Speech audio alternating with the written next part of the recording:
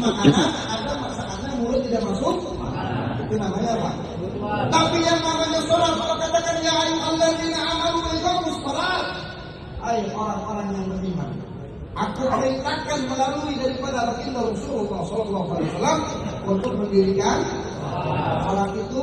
Inna sholata ta'anil fasih, as-sholatu ibadah. Salat itu adalah tiangnya agama. Yang disadari, ini namanya apa? Yang kewajiban atau kebutuhan. Kalau ada kira-kira rubuh nggak? Begitu itu iman dalam diri.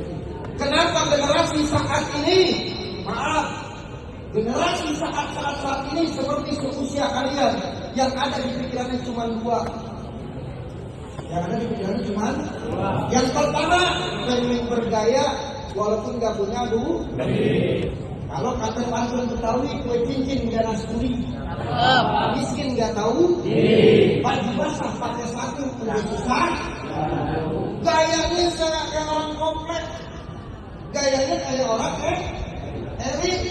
Sekolah bayar pakai apa? Sekolah bayar kaget. Kalian berobat pakai apa? Gayanya kayak orang, waduh, sok bahasa Inggris, good morning guys. Jadi saya bicara dulu nih, siapa ketua panitianya? Mana ketua panitianya? Hah? Ini salah nih, ya pokoknya di nomor depan yang benar. Hati-hati dalam beragama. Kebutuhan dengan kewajiban itu beda. Sekarang kita bertanya, emang sholat kebutuhan? Hah? Sudah ditentukan waktunya tidak bisa berubah. Waktu zuhur jam sekian, waktu asar, waktu maghrib jam, waktu isya jam, subuh jam. Kalau makan bisa nggak kita berubah-ubah waktu? Tadi pagi nggak sarapan karena ngarepin MBG. Bisa nggak nih? Nggak dapat MBG, dapatnya WBH, waktu baharu. Ya. Tapi yang dikatakan di dalam surat Merah tadi dibacakan ayatnya subhanallazi asra bi 'abdihi ilal masjidil haram ilal masjidil itu perjalanan yang sangat singkat di mana Nabi kita Muhammad sallallahu alaihi wasallam kalau bicara Isra Merah ini enggak cukup waktunya 1-2 jam, enggak cukup dalam waktu 1 jam atau 2 ringkas. Tahu rukun Islam? Ada berapa rukun Islam? 6. Lu tak 26. Ini lu tidak. Enggak 6. Salah berapa tadi? Rukun Islam ada berapa? Apa yang pertama? Bagaimana cara mengucapkan syahadat?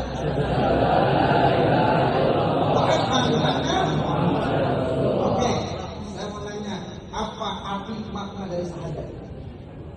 Suatu perjanjian.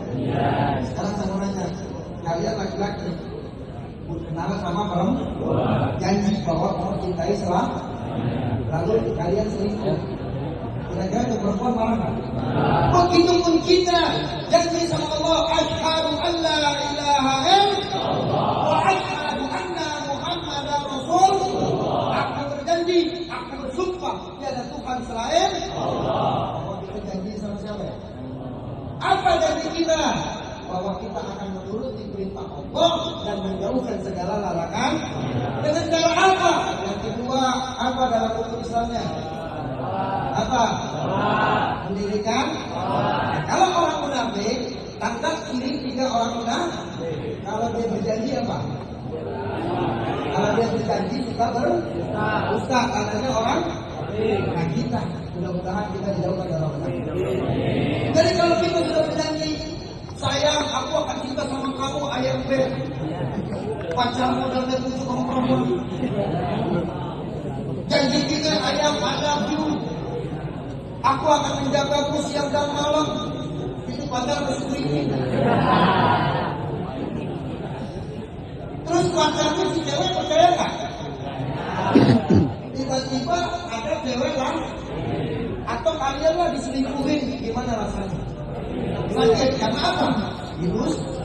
Begitupun Allah akan marah kepada kita yang berjanji bahwa tiada Tuhan selain Allah, tiada apa dan Nabi Muhammad utusan Allah. Janji sama Allah. Lalu bulan kedua janji kita salat, mendirikan kita salat cuma di sekolahan doang.